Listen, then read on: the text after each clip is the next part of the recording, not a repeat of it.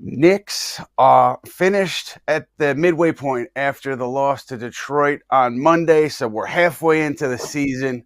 I'm wondering how people are assessing this team at the moment, and to get James's thoughts, we'll start there. James, third in the East, 26-15. I'm excited to hear what you think about this team.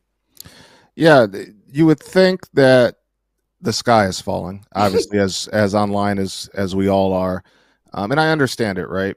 I think for a lot of fans, the anticipation for this season, the expectations that came with it, people were excited, and I think because of that excitement, you now see them at 26-15. They have some interesting losses. They haven't beaten the best teams in the league, and people are kind of worrying and panicking. But at the end of the day, this is the best start the franchise has had in quite some time.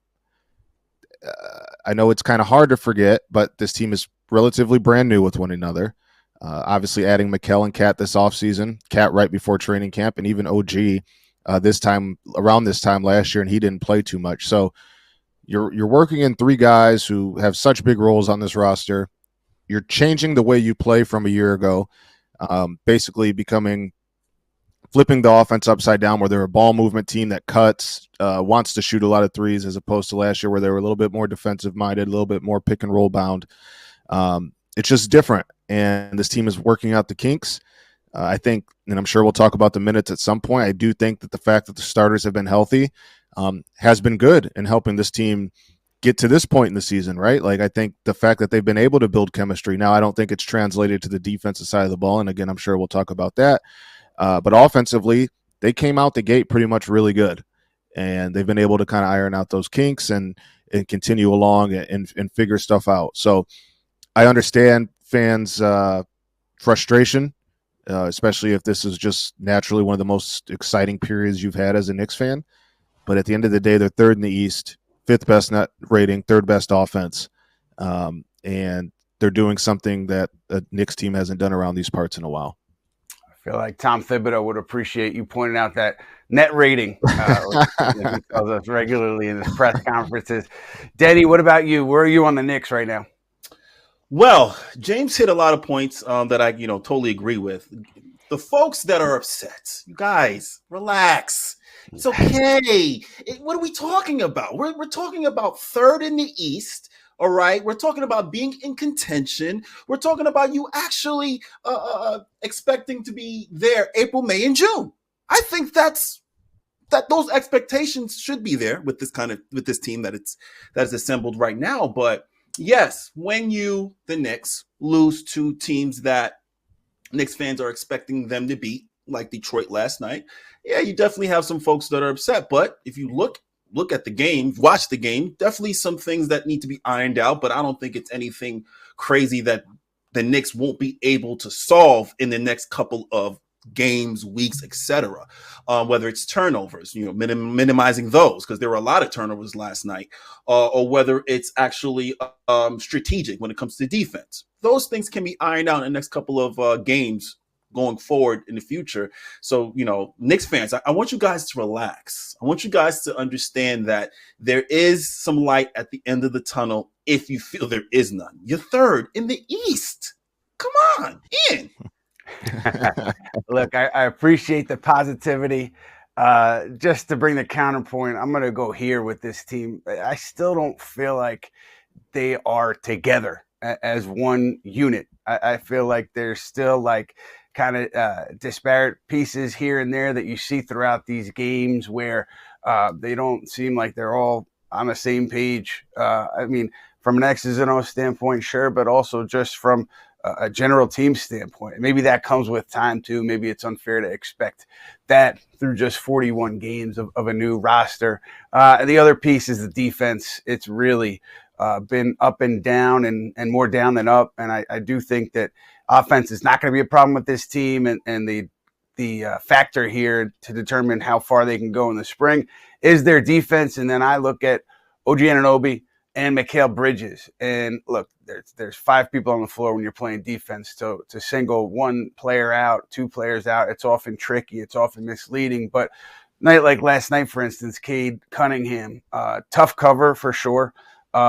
lead guard, somebody who maybe the wing in Bridges and the wing in Anunoby wouldn't guard all the time, but still, I think that you bring those guys here, you trade those picks, you spend that money in the case of Anunoby to be able to slow down Cade Cunningham more than you did last night. And so I think it's fair to want to see more from those two guys, not even on offense, because the offense will come and go, but defensively to try to get things turned in a more consistent direction on that side of the ball. But we will see how that goes. And James, I'm curious for you, Karl Towns, we'll talk about the thumb a little bit later, but your thoughts on him, his first half. Yeah, I've been thoroughly impressed with Karl. Obviously the shooting is what it is and what it always has been. I still even would like to see him get up even more threes. But in terms of just what's really popped for me, the rebounding. You tend to forget that this guy early in his career was an elite rebounder before he got paired with Rudy Gobert. And then you saw those rebounding numbers dip.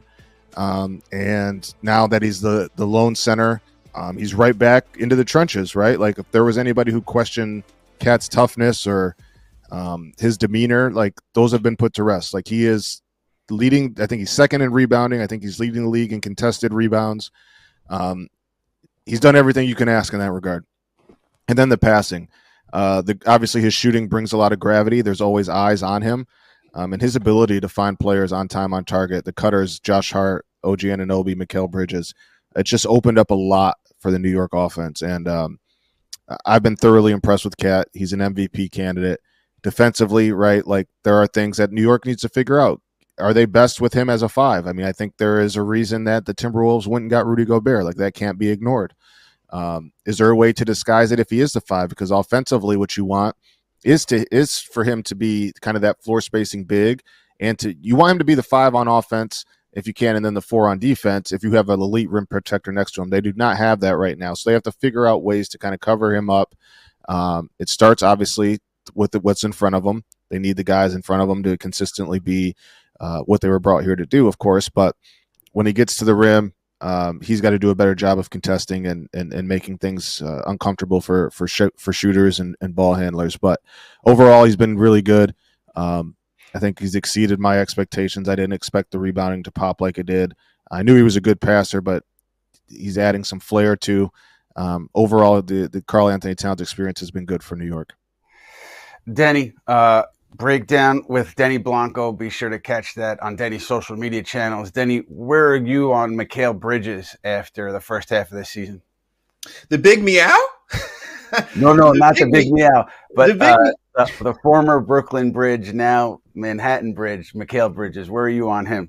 Oh, Mikal, not the big meow. Well, listen, Mikal Bridges, man, people have to understand he came from Brooklyn. So it's a different environment being the guy versus coming to New York and being what? The third guy, right? Behind Cat and Jalen. So, yeah, his numbers are going to be a little streaky. But for all of December, and correct me if I'm wrong, guys, all of December, I think, Mikal Bridges was playing very, very well. And obviously last night he dropped some numbers. But I think what these Knicks fans want to see is, the defensive prowess. I think they want to see the other best team's wing shoot a bad percentage when Mikal's guarding them or when OG's guarding them. They are full of offense. Obviously, the Knicks, you have Karl-Anthony Towns, you have Jalen Brunson. They're going to get the points. It's the defense that's going to be the question. And Mikal, I think, has, they're going to be games where Karl-Anthony Towns and Jalen Brunson have it going. And Mikal's going to have to get it where he gets it. Just kind of like Josh. He's going to have to get it where he gets it.